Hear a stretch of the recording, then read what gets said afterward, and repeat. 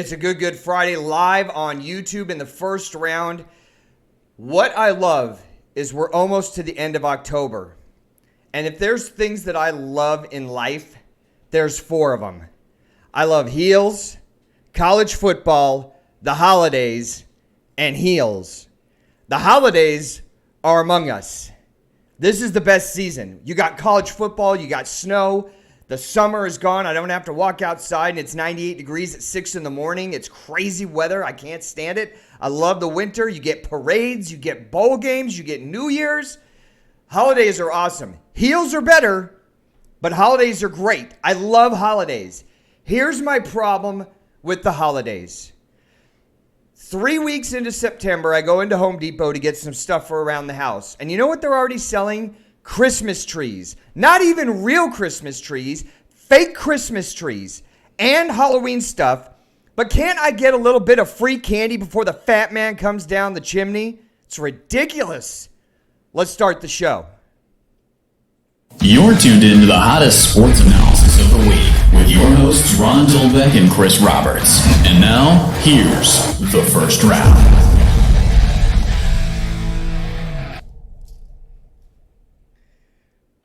Live on YouTube, it's Friday. You're in the first round with Ron Dahlbeck alongside with my partner, Chris Roberts, talking about everything going on in the world of sports. It is fall. Fall is here, and it's awesome. But today, we're doing a retro throwback Big Daddy Kane tribute retro show here on the first round.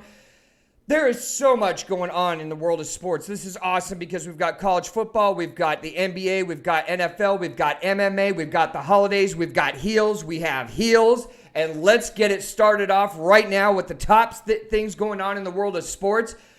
College football is the first thing I wanted to talk about. Number 13, Wisconsin goes on the road to number 3, Ohio State. Ohio State is laying 14.5 points against a really solid defense. I know they're at home. I know there's people out there that think they're number 1. I am red hot. 10-0 on my teaser specials. This game is one of my teaser specials. I'll tell you what the answer to the correct teaser is a little bit later in the show. Number 9 goes on the road to Auburn, number 9, is going on the road to LSU. LSU's given 10.5 points. I think this is a great game that now nobody really in the world of sports is talking about. And I know we've got Wisconsin game. I know we've got fights in the MMA. I know there's NFL going on. I know the NBA started. And still, no one's talking about this. The World Series is going on, but I think Auburn at LSU is going to be a great showdown game. LSU's given 10.5. Penn State is laying 6 points on the road to Michigan State, who has proven nothing to me except their offense is bipolar and most of the time can't get started, and their defense is more than solid. I think Penn State is totally solid. They showed that last Saturday night at home, whiteout special against Michigan, took the lid off in the first half and then kind of pumped the brakes, got out of there with a 28-21 victory. Chris and I will be breaking that game down. Notre Dame, another game no one's talking about. Number 8 in the country, goes on the road to the Big House. Number 19, Michigan. Michigan's 5-2. They're getting a point at home. That's all I have to say about that. We'll get deeper into that one as we go. Other games that aren't so marquee this week. Washington State goes on the road to number 11, Oregon. Oregon's given 14 points. Cal, walking into Utah. Utah given 21 points at home. I like Utah all day long. They're getting more and more solid as the season goes on. Boston College is set for their annual blowout against Clemson. I know a couple years ago Boston College snuck up and got them, but it's not going to happen tomorrow. Clemson gets out of there with an easy win. They're laying 34. Arizona State, coming off a loss at Utah last week, ranked number 24 in the country, goes on the road to UCLA. UCLA is 5-2 and getting 3 points. Does Vegas know something I don't know? I mean, I must be out of my mind. UFC on the road at Temple. Temple at home getting 10.5 points. I'm taking Temple all day long. This is another teaser special. I am so in love with this game right here.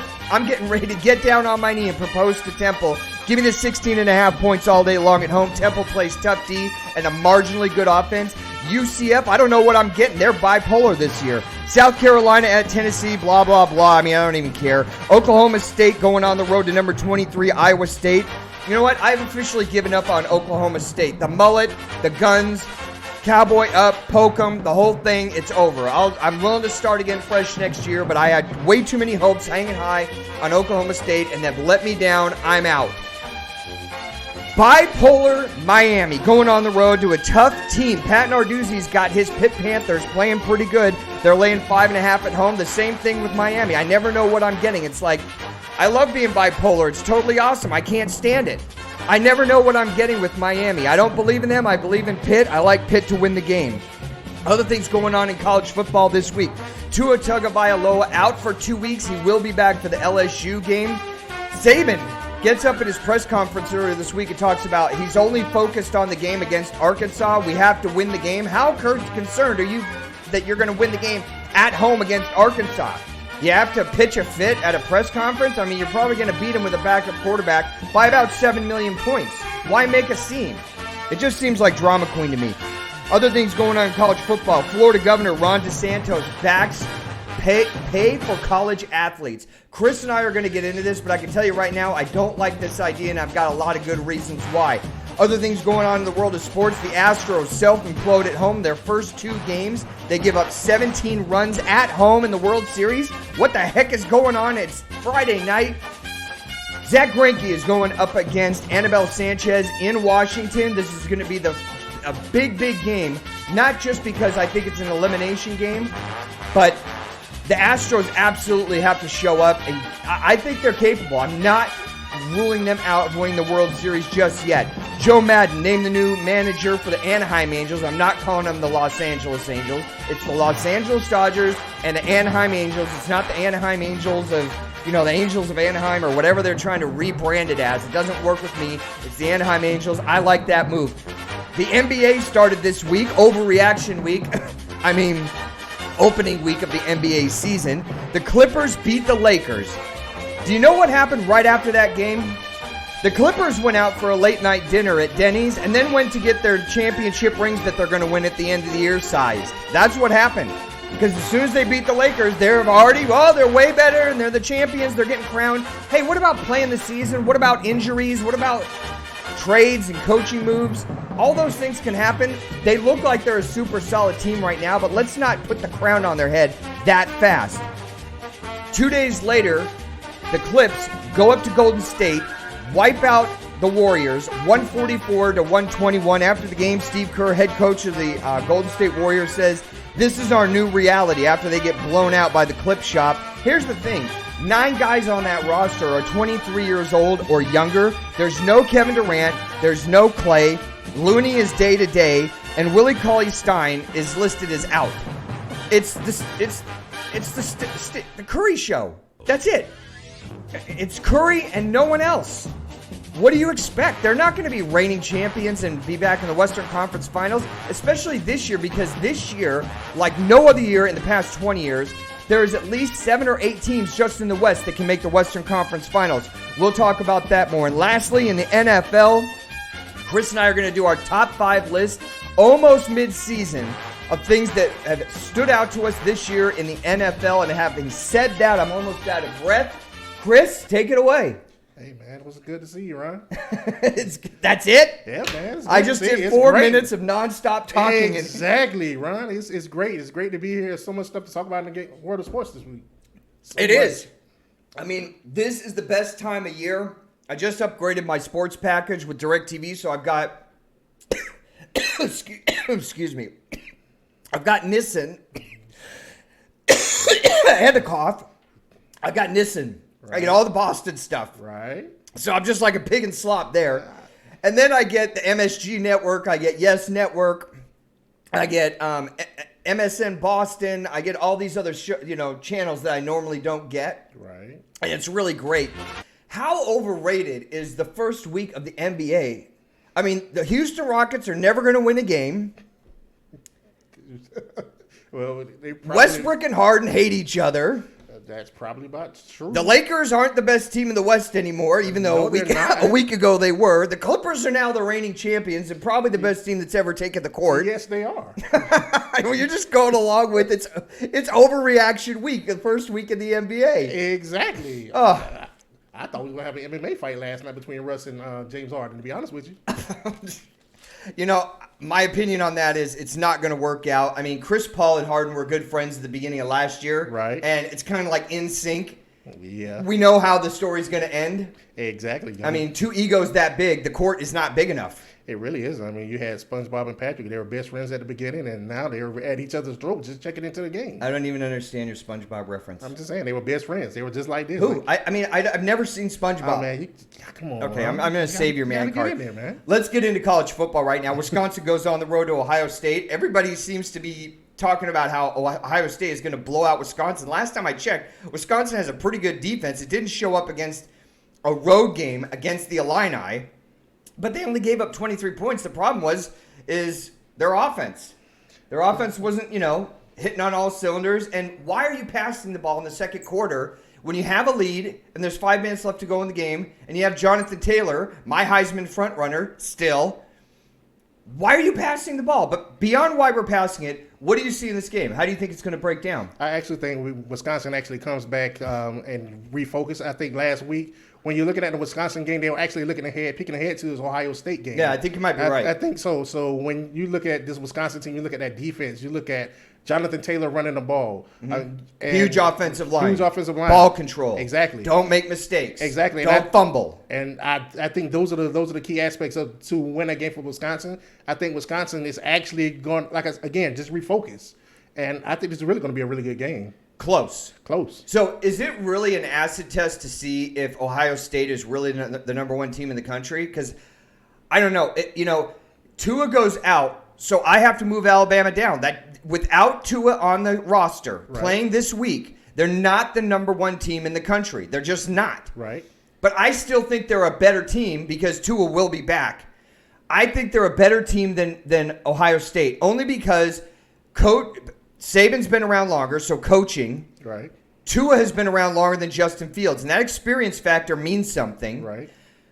I have them just slightly above Ohio State as the number one team, Alabama. But is this an acid test for them at home against Wisconsin? I think it really is, because now we actually get to see Justin Fields actually test his battle against a really good defense. Whether he can stay in the pocket and pass the ball down the field against a pretty good defense, or is he going to get happy feet and try to run? So I think which he can, and they have good wide receivers. Right, they have decent wide receivers, and they have Master Teague, awesome running back. J.K. Dobbins, people are starting to talk about him for the Heisman. He's an electrifying, running back.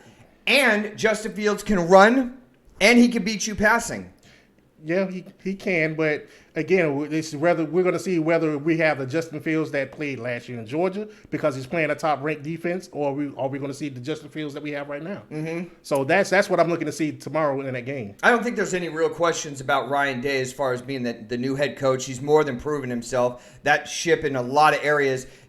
Justin Fields' QBR rating is 10 higher than Dwayne Haskins was at this point last year. Their defense is better. They're actually putting up more points than they were at this point last year. So I think Ryan Day is a solid coach. Here's what I have an issue with. It's a 14.5-point spread, and I know they're playing at home. Right. But you know what? I got to take that 20.5 with Wisconsin. Yeah. You got to beat me by a touchdown for 3 quarters, and that means without any turnovers. And I think Ohio State could do it. But I am 10-0 on the season with my teas. I haven't even lost yet, which is, I can't even believe it myself. I'm taking Wisconsin plus the 20.5 points on the road in a game I don't think they'll win. But I'm like you. I think they're going to keep it closer than the 14.5. I could see it going higher, but I don't know. I think it's going to be a great game to watch. Another one that nobody's even talking about is number 9 Auburn goes on the road to play at Death Valley, 3:30 on CBS against number 2 LSU. LSU's laying 10.5 points. Yeah, and again, with a game like that, you're looking at the freshman going against Joe Burrow. Now, offense at LSU, that LSU offense has been moving all right. But season. What about the LSU defense? Because Florida moved the ball against them, Texas moved the ball against them. Vandy scored 34 points against that awesome defense. I'm starting to wonder about their awesome defense. But then again, you have a freshman quarterback going into an LSU. Granted, it's not LSU at night. However, you still have, LSU. It's still Death Valley. You still have Bo Nix, who's a freshman quarterback, who has really shown that he can have a good game or bad game. So it just depends on what quarterback actually shows up, whether he shows up as good Bo Nix or bad Bo Nix. Yeah, I actually think this is going to be closer than the 10.5. I like LSU to win at home, but again, I think we're really underselling Auburn. And the whole thing about Auburn is can Bo Nix get on track? Because they do have a solid defense. They have a solid running game. Right. But if he starts causing interceptions by either fumbling it or throwing interceptions, causing turnovers, then it could be lights out by halftime. If LSU, because LSU, we know that they can score. Right. The defense is what I'm not sold out on. I think that's going to be a great game. Another game that's up, number 6, Penn State. Coming off a huge win at home. Right. All that momentum, all that adrenaline, and you get right. And then the next week you're going on the road to Michigan State, who has a pretty tough defense and a completely bipolar offense. I mean, I said at the beginning of the year, I don't like Ryan Lewicki. Right. I don't like their offense. Le'Veon Bell isn't back there the last time I checked. Right. And they're having tough games at home against Arizona State, who's a pretty good team, and struggling with other teams on their schedule. I like Penn State to win this game. I'm not sure I want to lay the 6. I think that they're going to just do enough to get out there because I think they have solid coaching. They have a solid quarterback who's a dual threat. They have Hamlet on the outside as a wide receiver who's super speedy, and their defense is beyond solid. Exactly. I think in this game right here, it's going to boil down to, again, whether Penn State can wear down this Michigan State defense, because really with Michigan State's offense, we might as well just go ahead and just put a stop sign up because they can't really move the ball. 14 points tomorrow for Michigan State? If that, to be honest with you. If that. I'm thinking like 21-14, 21-13, 2 field goals and a touchdown for Michigan State. I'm not sure. And, before we completely close the book on last week, Shea Patterson actually played a pretty good game last week. Right. He had a chance on 4th down from the 5-yard line, put it right in his wide receiver's gut. I mean, I felt so bad for that kid. I think his name was Bell. Right. Because they showed a close-up after the play, and he just had tears coming down his eyes. I felt for him. I didn't feel for Jim Harbaugh. They had a chance to win. You got to win that game. If you're in the 4th quarter, and they came out like guns blazing. Right. And just, it looked like it was just going to be a train wreck. And Michigan, to their credit, fought back and played tough the whole game, only to lose it in the end. But the point being, Shea Patterson, I think this was his best game of the year. He hasn't elevated himself where I'm going to be like, oh man, this kid's lights out now. Right. But he showed us last week a side of his diversity, toughness, leadership, ability to go down the field in a tough environment against a tough defense. I got to give him credit. Yeah, you have to give him credit. And, it just showed that, that emotionally that they are behind their coach and that their coach somewhat, has shown them great leadership qualities. And I think that Michigan going into this next game this week, we're going to see if that emotional letdown, bleeds into this next game. Yeah, they're at home against Notre Dame, who, Notre Dame is like the most overrated team in the last 30 years. I think this is going to be a super close game. Vegas has it as Michigan's getting one at home, and they're 5-2. They go to 5-3. That's it, right? Yeah, pretty much. That's over. it. Yeah, 5-3. It's other games that are on the schedule for this weekend that I was looking at. Washington State goes on the road to Oregon. With Oregon, you're getting an awesome defense. They're giving 14 points. This is my second teaser special of the week. I'll take Washington State plus the 20 points. I just think that they can score. They have the number 1 rated QBR quarterback in America. Yeah. I think he's 2nd or 3rd in overall yards passed. Their defense is okay. I think it's enough to stay with Oregon within 10 or 15 points. Right. I'm getting 20 points and an awesome offense. I'll take Washington State all day plus the 20 points. Yeah, looking at that Oregon defense last week, you had Washington kind of go up and down the field on that defense last week. That was really one of the best in the nation. So I'm with you with that with Washington State's offense. That offense is wide open. So just imagine you have a quarterback that's going to throw the ball 50 and 60 times. That too begins to wear on that defensive secondary. UCF going on the road to Temple. Temple is getting 10.5 points. How is that possible? Temple's a solid team. And UCF this year has been bipolar, quite frankly. They're either blowing out Stanford at home, then they come out and they have a, Olay type game at Pittsburgh and end up losing it. And then they beat a UConn team that, can't hit the side of a barn with an MX missile. I mean, I don't know what I'm getting with UCF. Josh Heupel, to me, I mean, I was all behind them at the beginning of the year saying, why aren't they ranked higher? And then they showed me why they're not ranked higher, because they just weren't ready for primetime. And I think Temple's a solid team. Yeah, Temple's a solid team, and it just depends on what, like you said, it depends on what UCF team we get this week. Yeah. I just think it's going to be a tough game, and 10.5 points for Temple at home, and they're just a tough, stingy defense. I think they'll do just enough on offense to keep this game close. Let's see. You know, I was going to talk about Oklahoma State going on the road to Iowa State. Iowa State is one of the underrated teams that's just solid that no one ever talks about. Right. And I've just given up on Oklahoma State. I mean, I've given up. I was all guns in on the mullet. I was all guns in on a sophomore quarterback, Spencer, and they just keep letting me down every single week. I think they're 4-3 now, and I don't even know what I'm getting. They get blown out by Texas Tech on the road. They went away from their running game, which they were 8th in the nation in overall offense, and they were I think they were averaging 280 yards or some insane number rushing. Right, almost 300 yards, yeah. They just went away from it, and then they turned into a turnover machine, and it's just like, I'm done. Iowa State wins the game. That's all I have to say about Oklahoma State, unless you have something better to add. The only thing I can say is what's new. That happens every year with Oklahoma State. Every year. They're better than this.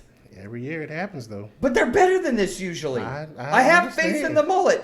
Well, the mullet just only proves that he does this every year. It happens. Yeah. They're good for 9 or 10 wins every year in some mid-level, New Year's Day bowl game. And This year, I'm just shaking my head. It's like so bipolar. I can't even understand it. Look at all the bipolar teams we have in college football right now. I mean, Miami's got to be one of the biggest ones. Yeah. Florida, they don't look good against Kentucky. They They don't even look even remotely decent against a Miami team that's bipolar. Right. Then they come out and they beat Auburn at home. And then they give LSU on the road everything they can handle. I mean, there's so many teams out there that are just like so crazy. UCLA looks like an absolute tire fire. Then they go up to Washington State and put up 63 points and win 63-59. I mean, it's just like so many teams that are bipolar. I mean, I've never seen this in college football. Have you? No, you haven't. But to your point about Florida actually turned around once they made a quarter. Well, right. I can't say you got to think about that. I know. That was the big difference The in that Kentucky game, right? That's right. He went and he scored 19 straight points in that Kentucky game. It can't be just because of Felipe Franks, though, right? I think so. I mean, you look at that offense. Florida's offense actually flourished once Franks went out. Unfortunately, so I mean, they moved it on that really awesome LSU defense, right? Exactly. Overrated. Anyway, World Series started this week. The team. So at the beginning of the year, I put 2 $8 bets to win 80. Let's see. I put down $16 to win 90. Right. I took the Houston Astros to win the World Series, and I had other teams. I had the Dodgers, the Yankees, and the Astros. Right. And I think I put a couple bucks on the Cubs, but they weren't one of my front runners at all. And the Astros get in. They beat your Yankees. Yeah, they did. Which you haven't said you're sorry for. Okay. I'm not. And you're not sorry, but the Yankees are. They're sorry. Yes, we are. They're so sorry they're not in the playoffs anymore. Anyway, so the Astros come out. They're a solid team. They've been together for a while. They've got pitching. They have a solid hitting, a great home field advantage. Right. They lose the first 2 games and give up 17 runs. What the heck's going on? Only thing I can say is the Nationals are no longer the Nationals. No. Jeez, I did not see that coming. I didn't either. I was like 17 runs off the top 2, Verlander and Cole. Yeah. Give up 17 runs at home. Exactly. I never would have seen that coming. I don't. I can't even. It's inexplicable to me how that happened. 2 frontline guys, and tonight Greinke going up against Anibal Sanchez. They've got to win this game. They have to. And actually, if they win this game, I'm not even giving up on them. They haven't played yet. We're waiting on Game 3 tonight. But if they win Game 3, I'm not giving up on the Astros yet, because then they're going to go, they're probably going to start Peacock and go bullpen by committee in Game 4. Right. And the Nationals are probably going to throw out Corbin. Yeah. Okay, here's the thing about Houston. They light up left-handers. I love this because they win 2. They take the next 2, which is a big if. But if they could take the next 2 games in Houston, again, that's a big if. Monster if. If they lose one of those games, it might be flatline city. But it starts tonight. Greinke's got to pitch a solid game. But if they can get to Corbin and light him up and they take 2, man, I'm still liking my bet with the Astros. Yeah, a good thing. I mean, good thing you want to bet $80. There's a guy in Houston that has a $20 million bet for the Houston Astros to actually win to cover people buying beds. So just imagine. Oh, I heard about that. You remember that story? Yeah, he's like 84 years old. Exactly. Yeah, I think he made a $5 million bet. You're right. Some insane bet on the Astros, right? Exactly. I don't want to be that guy today. Me either. I'm not that bold, man. I'm not that bold. But right now, we're going to take a break and ask you right below where you see my finger. Smash that subscription button. Tell your friends about the first round. Give us a like. We've only been on for about 5 weeks now. Yeah. And we're almost at 1,000 views, which is, I don't know how to gauge it. We just sit down and we try and do a good show every week. But we would love your support here in the St. Jude studios. We try and do an interesting show. Now, I mean, literally, I don't want to badmouth other podcasts, but I've seen guys sitting in front of their computer with a phone. I mean, it's got to get better than that, right? Got to be, man. I mean, that's like the last 2 brain cells fighting to come up with an idea. I don't know. You got to be a little more original than that. Speaking of original, which starts with an O, I'm going to talk about overrated season openings, which starts with an O, in the NBA. It's like college football just disappeared this week on ESPN. Right. It's just been NBA, NFL, NBA. I mean, come on, man. Are you serious? I'm not even that hyped about the NBA yet. I can't even remember half the trades that happened at the end of last year. Me either. I'm not really hyped about the NBA until after the All-Star game, to be honest with you. Yep. Yeah, you're right. So, of course, the Clippers are going out this week and getting sized for their championship rings because they beat the Lakers. Yeah. I mean, who cares? It's game 1. Exactly. I mean, we have so much of a season left to go. Anything can happen. Best player in the NBA right now. Best player in the NBA right now? It's between Harden and Kawhi. Really? Yeah. It's not even LeBron anymore. No. It's Harden and Kawhi. Yeah. Here's my problem with the Harden argument. He scores a lot of points, but he can go MIA on defense really fast. Right. And he's also sketchy in big games offensively. Yeah, I can understand that too. What about Steph? Steph Curry's not in that list. Well, I mean... What about Giannis? See, I'm going to make it interesting. I know he fell apart in the playoffs, and that's it's not only that though, but Giannis is a liability from the free throw and comes on the clutch situation. So I mean, I can't put him up there. Yeah, I can't either. Either. But I think there's people out there that'll make an argument for Giannis. Obviously, he's the current reigning MVP. Right. But you got to make an argument for Steph too. When you look at the analytics, and when Steph doesn't play last year, and when he does play, it's like night and day. He completely changes the assists, the points per game, and believe it or not, their defense plays better when he's playing. And he's not even known as a defensive guy. I mean, Steph has gotten better over the years. He's gotten better on defense. And when he came in, I mean, he really was a liability because he was too small. So he's picked up weight. You know, he's been able to get a little physical. He's not a physical point guard on defense, but he's be able to get a little bit more physical. So yeah, I can see that. Yeah, on defense. There's people talking about, is it over for Golden State? And I'm wondering, why are they even asking that question? Klay is out for the year. Kevin Durant is not on the team anymore. And 9 players on the roster right now are 23 or younger. And you're wondering if it's over for Golden State? And you look at other teams that are just in their conference. I mean, the Clippers are better than Golden State right now. Houston is probably better. Utah is better. The Lakers are probably better. Portland will give them a run for their money. I mean, am I missing Denver? Denver, yeah. Denver is better than Golden State right now. I think Denver is like rebuild city. It doesn't mean you trash everything down to the ground, but you know, what they've done the last 5 years has been incredible, but that was a team that's no longer there, and they need to rebuild. Pretty much. And that's just where it's at. So why is the question out there like, well, what's going on with Golden State and, you know, is it over? Yeah, what they built is over. Kevin Durant's not there anymore. Iguodala, guys that were, you know, solid players, they're not there. Klay is hurt. Of course it's a rebuild. Yeah, it's a rebuild, but I like the pieces that Golden State they still have. Those I do too. I like Kevon Looney. Kevon Looney. Yep. Bell. Right. And then you still have Steph. I mean, Clay is coming. Hopefully, will be back possibly in February. No. No way. Possibly. I mean, I'll bet you $100 right now. I mean, those. Hey, I was just going by what was possibly said. He possibly comes back in February. No if way. He comes back in February. They're not going to rush that after what happened to Durant. If he's back by the end of March, I'd be optimistic about that. Yeah. Okay. And so then on top of that, then we still forget about you have D'Angelo Russell there as well. So right. So I like the pieces that they have there. It's just going to take time. It's just going to take time. Right, but this is a rebuild.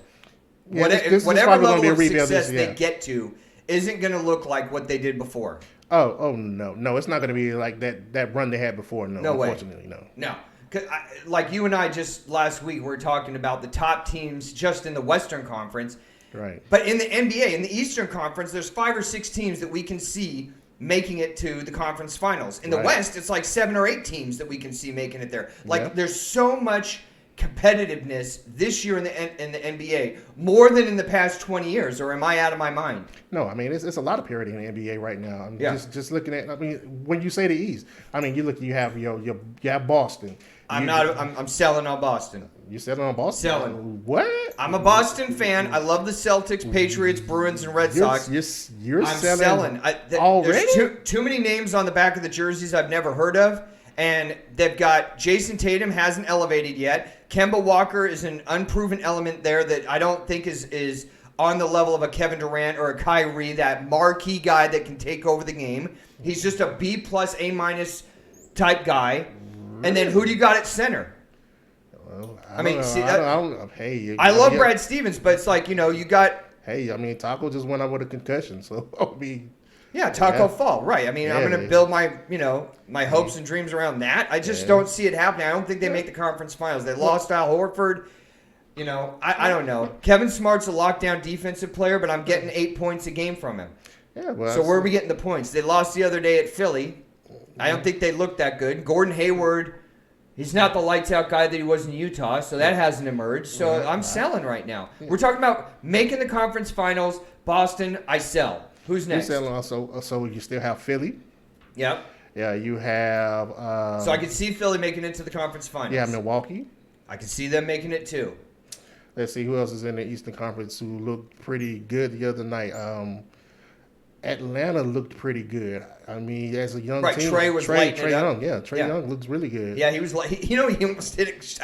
It looked like a pedestrian shot from almost half court and went right in. Yeah, so I don't know. I think that the Western Conference, it's like deeper, there's a couple elite teams, and then there's like 5 or 6 teams in that Boston, Miami, Atlanta, Philly range. I mean, I don't know what Philly is. They lost Butler. They lost J.J. Redick. I don't know what Philly is. Can Ben Simmons play with Embiid this year? That's going to be the big question. Can Embiid stay healthy this year? Well, yes, but that's just all dependent on whether all of this practice with Ben Simmons shooting outside jumpers are paid off over the summer. Yeah. Supposedly, he's been working on his 3-point shot and his mid-range jumper. So if he can actually get that going and it actually is persistent and works out in the game, I think that will be great for Philly. Yeah, I could see Philly making the conference finals. I honestly can't see the champion coming out of the East. I think the Raptors will be good. No, you're right. They'll be good. Good. B- team. Right. Why did they give Siaka $58 million? I mean, what are they building there? I mean, honestly, I'm lost on that one.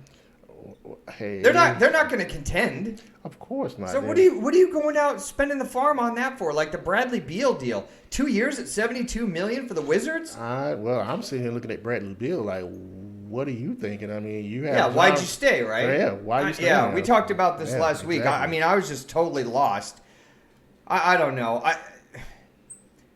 I think that the Raptors are a B-level team. I don't even know if they can make it to the conference finals. They'd have to be, playing their heads off, and then there's no chance they're going to the finals. There's absolutely no way on this universe they're winning again. No way. No Kawhi, no win. No, I can't see that happening. So, if you had to pick your top 4 in two in each conference, who would they be right now for the Western Conference? Who would you take? Western Conference going to the Western Conference Finals. Yep. It will be I would say it will be the Clippers, and I would say probably Utah. Utah. Yeah. Okay, so I'm going Clippers in Denver. Yeah. I like Jokic. I like the fact that he's a big man. They've got young guys that can run. They play pretty good defense. They did it last year, and they got a taste of it. And then the Clippers, I mean, their bench is just like lights out, and that's before you get to George, Paul George and Kawhi. So I think they're super solid. The thing about the Clippers is awesome ownership. Their fan base has been building. You got 2 frontline starters. You have an awesome bench. You have an awesome coach. Yeah. I believe in Doc Rivers. He's already done it. He's solid. He has the respect of the team and players around the league. Yeah. I think they're definitely the most solid NBA team right now. I'll go Clippers and Denver. In the East, I'm going to go, I hate to go with the Bucks just because they just fell apart last year. It's they lost 4 in a row, and they hadn't in the playoffs. Yeah. And they hadn't lost 2 in a row all season, I don't think. Exactly. Okay, I'm reluctantly going to go with the Bucks. Man, this is hard. I mean, the East is just not super solid. I'll go with Philly. Yeah, it's Bucks and Philly. I'll go with Philly and Milwaukee in the West. And then my finals, my thing is, here's my thing. Milwaukee just doesn't have enough ammunition in the guns. No. That's my problem with them right now. And I just can't bring myself to say Philly, but I guess I have to say Philly and the Clippers. Clippers win it all.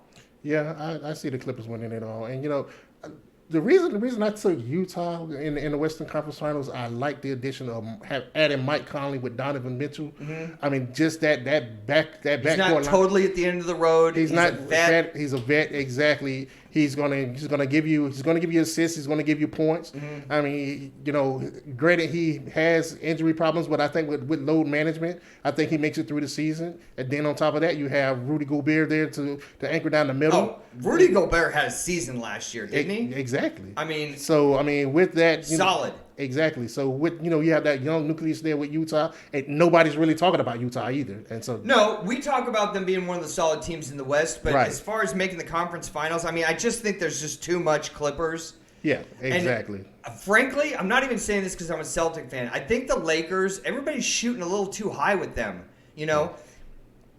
LeBron James got hurt last season, was out a significant portion of the season. Here's my thing, and I'm not even LeBron bashing. If you go back and watch some of the games that he was playing, especially a game that I saw him play in Phoenix, he literally quit on plays. I can't even say the word. He gave up so many times. And, you can say it's the frustration of what was going on. Are they getting rid of all these young guys? Everybody's expendable except LeBron. What's going to happen at the trade deadline? Okay, that's all fine and good. But he would get frustrated with these guys and just quit on the plays. And that just set me off. If I was the owner, I would be going out of my mind right now. You have to be like championship mentality all the time, every game. People, hardworking, blue-collar, 40-hour-a-week people are given good money to come and see you entertain them. Yeah. And when you quit, there's no excuse for it. I seen that too a lot last year from LeBron. I was used to LeBron, for his infamous chase down blocks that he's known for doing. And so to see LeBron actually quit on a bunch of plays, it got to me too, because this is not the LeBron that you used to seeing. Right, at all. And they're starting him at point until Rajon Rondo comes back. I mean, he's been, had a cup of coffee with like 50,000 teams. So I look at the Lakers and I go, you're expecting a little much from Kyle Kuzma. You're saying that LeBron's not going to get hurt this season like he did last week and miss significant time. You're expecting AD to play how many games? Exactly. How many games are we getting out of AD? He's a lights-out player, but if he's not on the court, he's not impactful at all. Exactly. He already had a thumb injury going into the season. Right. He already had a concern with his thumb that came up negative on an MRI. But I just think people are just putting them up there a little too far, and I just can't see a path right now as things stand where they're better than the Clippers. I just can't. I can't. Frank Vogel, I'm hanging my hat on that over Doc Rivers. Are you out of your mind? I I don't even understand why they brought him in. Yeah, me That's either. like a token hire. I can't see it either. And really, they traded away a lot of their young assets, to in order to get AD. Right. Because granted, Lonzo Ball Bust. hasn't panned out, but Bust. you get rid of Brandon Ingram. I actually like Ingram better than I like Ball. Exactly. So when you start getting rid of And some draft of picks. right, and those draft picks. So really, when you start trading away your future, in order to get a player who's not going to be, who's not going to be able to play the whole 82 game season, right? I think it really wasn't worth the trade when you could have got him for free. Look at how great the bench is for the Clippers, and then who you got coming off the bench for the Lakers? Avery Bradley, and then he's some of the guys. They brought in league minimum guys that were halfway onto the Greyhound bus, and they pulled them off and asked them if they wanted a jersey. Exactly. Their bench is suspect. My concerns are LeBron getting hurt, AD staying healthy. Is Kuzma going to, continue to rise up? And I don't want him to buckle under the pressure. Having said that, we're going to put a bow on the NBA. Yeah. Now to my second favorite topic, the NFL. We're almost to the halfway point. Yeah. There's been some pretty significant stuff that nobody could have predicted happening. Mm-hmm.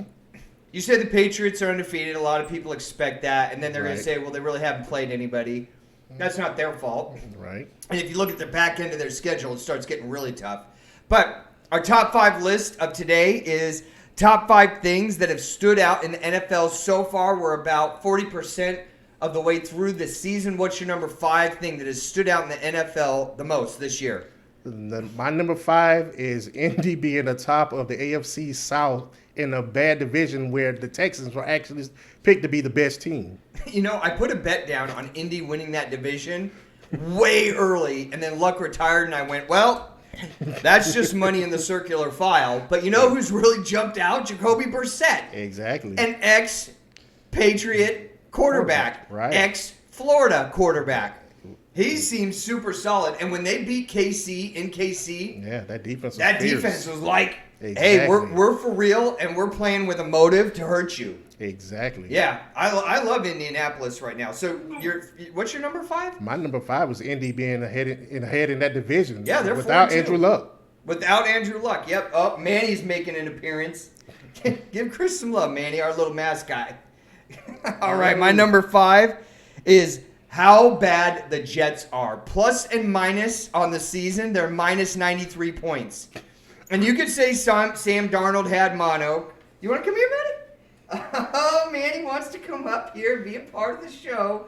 You could say Sam Darnold got hurt, and I'm going to say, okay, but injuries are a part of the game. But Le'Veon Bell doesn't look the same. And when Sam Darnold did come back, he threw 4 interceptions and a turnover, fumbling it with the Patriots, who have a lights-out defense. And that's not bragging. That's just being for real. I told you before the season. Oh, goodness, you're out of here, buddy. They have a lights-out defense. And I said that. This is the best defense that they were going to have in the past 20 years, and it's played out. But the Jets are 1-5. Adam Gase looks like he's got his skis over his head. He's just game against the Patriots. They kept showing him, and he's looking at his whatever he has written down. Right. And you're just looking right past all the drama like you are so lost. Yes. Your second-year quarterback's throwing off his back foot every time he gets in trouble. Your play calling is terrible. Le'Veon Bell doesn't look the same. Your defense is completely lost. Honestly, New England didn't even look like they were trying in that game, did they? No, they really didn't. But when you have a quarterback that sees ghosts on the field, No, I see ghosts. That's the quote. The quote of the year so far in the NFL. What's your number 4 thing that stood out to you most in the NFL so far, Chris? My number 4 thing is just how good the New Orleans Saints is with Teddy Bridgewater. Oh, you stole one of mine. Mine's a little higher, but go ahead. Yeah. You look at New Orleans. When Drew Brees went down, you were thinking, okay, well, that opens up the door for Carolina to come in and possibly, take over, the division lead. Even though Cam has whatever with Cam, he likes to put head dressings on. But he cares more about what he's wearing in the post-game interview than he does about what's going on in the field. Exactly. So you thought that opened up. He's a marketing queen, right? So you thought that opened up the door for Atlanta or Carolina to come in and take that division, but hasn't happened. It hasn't happened. You had Teddy Bridgewater comes in, and then that's even without Kamara in some of those games. So Yeah, I mean, the last game they played, Kamara didn't even play. Exactly, very surprising to me. Right. And Alvin Kamara is an awesome lights-out player. I mean, he's a Right. 4-star player, no doubt. My number 4 is Buffalo is 5-1. Josh Allen is playing a lot better. And they gave the Pats in Buffalo all they could handle. Yeah. That was a close game. I mean, who would have said, okay, a third of the way through the season, Buffalo's going to be 5-1. Yeah. Josh Allen's going to be playing better, and they're going to have a really respectful, defense. Yeah, I wouldn't have said that. me either. Buffalo is 5-1. I mean, I can't even believe I'm saying it now. Yeah. I don't know. That's my number 4. Buffalo's absolutely surprising to me. And that, to be honest with you, that's my number 3. With 1,000-year-old Frank Gore rushing, who actually made he's not dead yet. Exactly. Frank Gore, and he's on pace to get another 1,000 yards. I know. This year. I was just gonna say he's at the end of the season. He's gonna get 1,000. The game ball for going over 1,000 yards. Then he's gonna go pick up a Social Security check. Exactly. I mean, he's like 90 years old. Exactly. I remember when he was playing at Miami, right? Yeah. Yeah, he came out of Miami. So my number 3, shocking story of the NFL so far is what in the heck has gone on in the last 2 years with the Atlanta Falcons. Yeah. You want to talk about, Man. you and I talking privately, I mentioned so many times, when you look back over the past 10 years to teams that play in the Super Bowl, You're right. over 50% of the time, one of those teams isn't going to be in the playoffs the next year. Right. Look how far Atlanta has fallen. They're 1-6. They've lost 5 games in a row. Yeah. Matty Ice looks like Manny Senior Citizen. I mean, I'm ready to give him the walker with the wraparound glasses, some Velcro shoes, put the tennis balls on the front of the Yeah. he just looks like done. Yeah, he really does. And they've lost 5 games in a row. I mean, they're talking about firing their coach, and this is a team 2 years ago that was in the Super Bowl. Exactly. I'm thinking, well, they get my boy Devontae Freeman back running the rock, and you know what? That's not going to help. He gets body slammed by Aaron Donald last week, so I'm just like, you know what? That's just a synopsis in one play of the last 2 years, right? Yeah, exactly. It's just been a slow, steady decline, and then it just seems like the last 5 games have just fallen. There's no way they're making the playoffs. Oh, no. No, this is a rebuild. Pretty So that's much. my number 3. What's your number 2?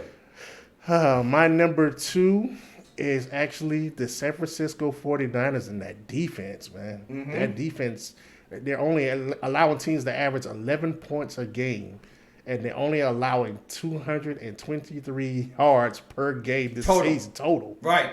Yeah. That defense. And on top of that, we're talking about Kyle Shanahan. Yeah, Kyle Shanahan's definitely proven himself. And exactly. you know who else is? How come we don't talk about John Lynch, the GM in San Francisco? Yeah, I think that team is taking on his personality as far as being a tough-minded defense. Right. Yeah. I mean, when I think of John Lynch, I think of the years when he was with Denver and with Tampa Bay. Right. And he was just a lights-out guy. Was he with Denver? Yeah, he was in Denver as a Right. safety, yeah. And he was just a lights-out, slobber knocker, tough defensive player. Right. And that's exactly what you have with San Francisco right now is a lights-out defense. Pretty much that, exactly. And, you're thinking granted, they're missing a lot of their weapons with their offense with wide receivers going out early on injury reserve. Yep. And so you're thinking, like, okay, now where's the offense going to come from? But it's that defense stepping up. And like I said, that defense is Solomon's keeping playing them in the good. game. He's Yeah. second or third year, I think, out of Stanford. Yeah. I can't even name one of their players on offense. And the whole Exactly. thing in the preseason, this is why the NBA is so overrated right now, is it's preseason hype. In the preseason, I remember there was one practice, the first practice back for Jimmy G, and it's like, oh, he threw 5 interceptions. It's like, it's in practice. It's not even against another team. What the hell are you talking about? Who cares? And now they're 6-0. Exactly. One of the last 2 undefeated teams. Yes. I don't know who that other team is. There's another team in the NFL that's undefeated. I think they won the Super Bowl last year. I can't remember how. My number 2 story in the NFL that has shocked me this year is also in your list. It's the New Orleans Saints, 6-1. Teddy Bridgewater steps in, and we were critical of Teddy Bridgewater. At least Yeah. I was. Exactly. I said he's a middle of the road journeyman guy. I don't know what they're going to do. All he's done is win 5 games in a row. They're 6-1. He's thrown 9 touchdowns and only 2 interceptions for almost 1,400 yards, which the yardage in itself doesn't light it up. But he's managing the game. He doesn't have to win the game. Right. They have Tyson Hill, They have Alvin Kamara. They've got a good wide receiving core, and they've got a better-than-average defense, and they have one of the best coaches in the NFL, Right. Sean Payton. Yeah. So I thought the wheels would kind of come off when Breeze. when Breeze went down, and it just hasn't happened. Teddy Bridgewater has stepped up. So my number 2 most standout story in the NFL has been what Teddy Bridgewater has done with New Orleans. 5 wins in a row so far. So your number 1 story this year so far. It's going to put a big smile on your face. Okay, I'm ready. Bring it on. It's that New England Patriots defense, man. I know. OMG. They've only given up 48 points all year. That's so sick. I just love it. That defense is only allowing teams to average 7 points a game. I know. It's so awesome, dude. I love it. But you're gonna even look. But you're gonna love this one. So when what team did Bill Belichick pay for when he won his first game? His first game as a coach, what team was he coaching for? The Browns, right? Right. Yeah. Guess who they played this week to get his 300 win? Baker Mayfield's going to be seeing ghosts. He's going to think he's at Disneyland in the Haunted Mansion. It's like, that secondary is so sick, dude. Exactly. Oh, yeah. I mean, they're so good right now. It's not even funny. And they don't even have N'Keal Harry back. Right. They haven't been playing with Josh Gordon, who just he's probably off the team. He's on IR for the rest of the season, but they might probably release him at the end of the season. Right. They just picked up Mohamed Sanu. Yes. November 1st, N'Keal Harry comes back. Right. Then you've still got Philip Dorsett and Edelman, who's the best slot receiver right now in the NFL. Right. And you've got a pretty good... Rex Burkhead hasn't even been playing. Right. Sony Michel is underwhelming right now. And then Tom Brady is Tom Brady. Yeah. Tom Brady walks up to the line. It's like Tron. He just sees everything that's going on, adjusts his blocking, audibles right there at the line, and just goes down the field. I mean, they scored 33 points in the third quarter. By the third quarter against the Jets, and it didn't even look like they were trying, frankly. Pretty much. They were just kind of in cruise mode. Yeah, that Jets team, they looked pathetic the other night. You know, again, the hype machine. Who was the most hyped up, talked about team in the AFC in the offseason? The Browns. Well, the Browns were one of them, but what about KC? Well, yeah. How's that working? Well, yeah. How's that defense? Yeah, that defense is still got holes in it. Yeah, I don't want to hear about what they did against Denver because Denver's pathetic. Well, I mean, Vic Fangio's in a lot of trouble. He's got more pressure on him than a pressure cooker, But again, that's an Andy Reid Casey team. had all this hype. Oh, Mahomes is, I mean, I can't stop seeing commercials about Mahomes. And, it's like, this goes to show you how hard it is to win in the NFL every single week. Well, it does, too. If I'm any NFL player, if John Madden comes and says, I want to put you on the cover, run. Yeah. It seems like that Madden curse catches up with everybody. It's like the old SI curse. Yeah, man. The number one team in college football every year, then they bust up. My Pretty number much. one story is the San Francisco 49ers. That story stands out to me more than any other story. I never would have saw this coming. Right. I think that John Lynch, like you said, is way underrated. Yeah. Kyle Shanahan looks to be a solid coach. Yeah. That defense, Yeah. I never saw that. Their defense, what's my stat on there? They've only given up 64 points, and they're undefeated. They're 6-0. Exactly. Only 64 points the whole season. And they're like, they have a mission to hurt you. They come out there with bad intentions, and they want to jack you up. Yeah, I mean, but you look at the top two teams that in the NFL. I mean, in the AFC, you have the Patriots who are only giving up, allowing teams that score, 7 points a game, and then you have San Francisco that's only allowing 11. So when you look at those defenses, I mean, it's showing you that defense can win championships. Definitely. Yep. Hey, we appreciate all the new subscribers this week to the first round. If you're liking the show, hit the subscribe button for us. Let us know in the comment booth what you think of the show, or you can be a part of the show. Reach out to us at thefirstraundrd@gmail.com with any comments or questions for Chris and I. We'll get you on, throw you a shout out. Want to give a quick shout out to some good guys right now at the Goodwill Center in Gainesville, Florida. Richard over there and Quan, they work with kids 6 to 13 for the Gainesville Rattlers football team. And solid guys. But the thing I like is working with the kids because you got to have programs out there. I can't stand the latchkey kid mentality that it was around when I was growing up where you just throw the kid in front of the TV. Guys like this that take their own time to go out there and help other people's kids. That's an A+ to me. So good work for you guys. Keep up the awesome work for the Gainesville Rattlers football team. We'll give you a shout out here in the first round. Help us build subscriptions if you like the show. Tell your friends about the show and give us a subscription. What are the other things going on in the world of sports that are catching your eye, Chris? What caught my eye this week in sports was Kyrie Irving, his emotional return, to play for Brooklyn, his home team. He missed a game-winning shot last night. He missed a game-winning shot against Boston, and just to see that emotion, that raw emotion of him actually missing that shot. I mean, it was a circus shot. It would have been a great shot if he made it. Probably been one of the best shots in probably NBA history had he made it. However, but just to see that raw emotion, the emotion of playing in front of your home crowd, that was what was really caught my attention this week. Does he get a bad rap, or is he crazy? Because I always look at him and I kind of get the chemistry question in my head. Like, I don't know if he's a good team guy. He's obviously a talent. But does he get a bad rap? I think he gets it's a mixture of both. Coming into the NBA, you have to understand he came into a horrible situation at Cleveland where he was there, but he got injured that first year. And then on top of that, he comes in in season 3, mm-hmm. He's now in the shadow of LeBron. So now you have that to contend with as well. So, when you have that, that mentality of you want your own team, but then once you think you have it, you follow up and fall into the whole LeBron gravity scene. Mm-hmm. It kind of does something to you as far as a young player. And it wore on him. And it wore on him, yeah. It wore on him because he is a good player. What's the last thing you wanted to cover? And the last thing that really caught my attention in the sports world, we wrapped up and we talked about it earlier, but how quick are the Houston Rockets going to implode? That was the first thing that caught my attention.